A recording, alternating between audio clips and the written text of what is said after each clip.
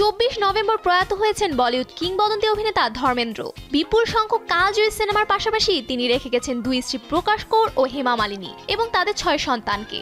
ভক্ত ও অনুরাগীদের মধ্যে এখন প্রশ্ন, আনুমানিক 400 কোটি রুপির এই বিশাল সম্পত্তি কিভাবে ভাগ হবে। জানা গেছে প্রয়াত অভিনেতা ধর্মেন্দ্র তার সম্পত্তি ভাগাভাগি নিয়ে প্রকাশ্যে কোনো উইল বা বক্তব্য দিয়ে যাননি।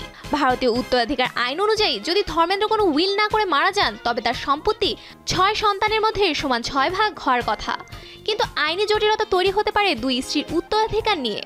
আইন অনুযায়ী যদি প্রকাশ কৌরের সঙ্গে তার প্রথম বিবাহ আইনগত বৈধ হয়ে থাকে তবে হিন্দু বহুবিবাহ আইন অনুযায়ী হেমা মালিনী স্বয়ংক্রিয়ভাবে উত্তরাধিকার সূত্রে সম্পত্তির অংশীদার হবেন না। আবার কিছু আইনে বলা হয়েছে যে ধর্মেন্দ্র প্রথম বিবাহ বলবৎ থাকা অবস্থায় হেমা মালিনীকে বিয়ে করার জন্য ইসলাম ধর্ম গ্রহণ করেছিলেন। যদি এই দাবি সত্যি হয় তবে হিন্দু আইন হেমার ক্ষেত্রে প্রযোজ্য হবে না এবং পরিস্থিতি ভিন্ন হতে পারে। যদিও ধর্মেন্দ্রর এই সম্পত্তির ওপর কোনো আগ্রহই নেই হেমা মালিনীর।